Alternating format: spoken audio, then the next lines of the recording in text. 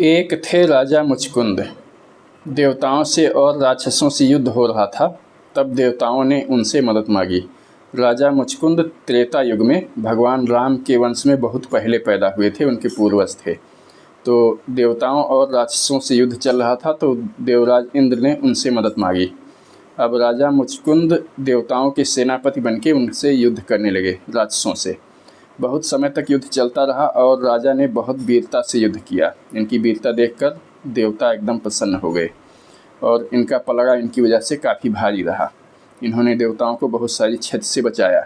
इसके बाद जब भगवान कार्तिकेय का जन्म हुआ और देवताओं को उनका नया सेनापति मिल गया, तो देवराज इंद्र ने कहा कि मैं आपकी वीरता से बहुत प्रसन्न हूँ और आपने हमारी बहुत मदद की है।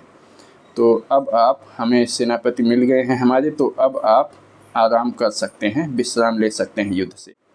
और देवराज ने बताया कि युद्ध होते हुए बहुत समय बीत गया है और धरती पर बहुत अवधि बीत चुकी है। आपका राज और समय आपका बीत चुका है। आपके सगे संबंधी सब समाप्त हो चुके हैं और कोई वर आप मांग लीजिए, मैं देने को तैयार हूँ, मोक्ष को छोड़कर, क्योंकि मोक्ष केवल भगवान श्री हरि विष्णु ही दे सकते हैं।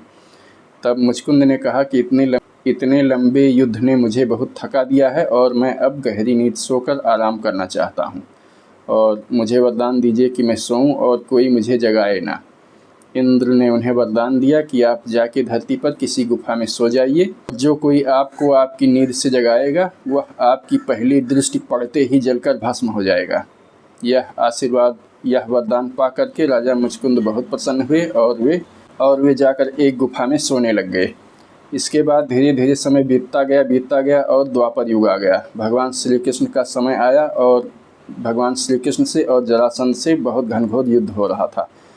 जरासंध ने 16 बार अपनी सेना भेजी, बहुत बड़ी बड़ी सेना भेजी भगवान कृष्ण को हराने के लिए, लेकिन 16 बार भगवान कृष्ण ने उसकी समस्त सेना का संहार कर दिया, उसकी समस्त सेना का संहार कर डाला।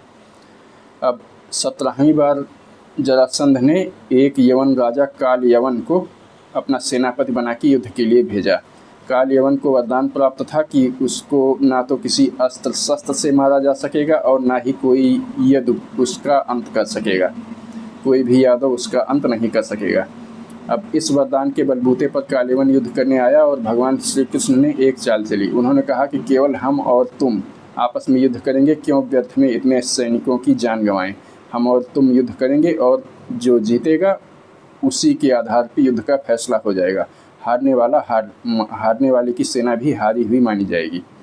अब काल यवन राजी हो गया और दोनों युद्ध करने के लिए आगे आए, लेकिन भगवान श्री कृष्ण ने यहाँ पे एक चाल चली और वे युद्ध क्षेत्र से भाग खड़े हुए, काल यवन को चिढ़ाते हुए, उसको देखते देखते हुए थोड़ी थोड़ी दूरी पर, ताकि वो उनके पीछे आता रहे और इस तरह से वो भागने लगे। काल यवन उनको चिढ़ाते हुए और अपशब्द कहते हुए उनके पीछे दौड़ता रहा उनको पकड़ने के लिए, और कहता रहा कि युद्ध छोड़कर भाग रहे हो कायर कहीं के, और इन सब तरह से उल्टी सीधी बातें कहता रहा।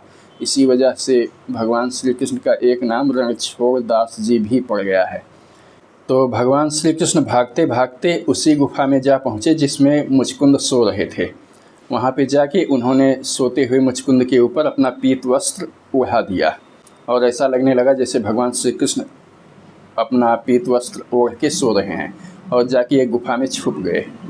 अब काल यवन वहाँ पे आया और आते ही उसकी दृष्टि सोते हुए पीत वस्त्र ओढ़ कर सोते हुए मुचकुंद पर पड़ी। उसने समझा कि श्री कृष्ण उसको चिढ़ाने के लिए इस तरह से सो रहे हैं। वह ठठाकर हंसा और कहा, अब गुफा से भाग कर कहाँ जाओगे, और इस तरह से कायरों की तरह सो रहे हो तो लगता है कि मुझसे बच जाओगे। यह कहकर उसने अपने चरण से जोरदार प्रहार किया मुचकुंद पर। अब मुचकुंद की नींद टूट गई। उन्होंने अपना पीत वस्त्र जो उड़ाया हुआ था कृष्ण भगवान ने, उसको हटाया और काल यवन पर निगाह डाली, और काल यवन पर उनकी निगाह पड़ते ही उनकी दृष्टि से निकली आग से काल यवन धू धू कर जलने लगा और चीखता हुआ जल करके वहीं पे मर के समाप्त हो गया। इसके बाद फिर भगवान श्री कृष्ण उनके सामने आए। उन्होंने उनको अपने चतुर्भुज रूप में दर्शन दिया और सारी स्थिति से अवगत कराया। उन्होंने बताया कि आपके द्वारा किस तरह से काल यवन नामक राक्षस का अंत हुआ है, और फिर मुचकुंद ने भगवान श्री कृष्ण की स्तुति की। फिर उन्होंने मुचकुंद को आशीर्वाद दिया कि आप जाके बद्रिका आश्रम में तपस्या करिए और अगले जन्म में आप एक महान संत के रूप में पैदा होंगे। इसके बाद फिर आपको मोक्ष की प्राप्ति होगी उस जन्म में। इस तरह से राजा मुचकुंद की यह कथा है।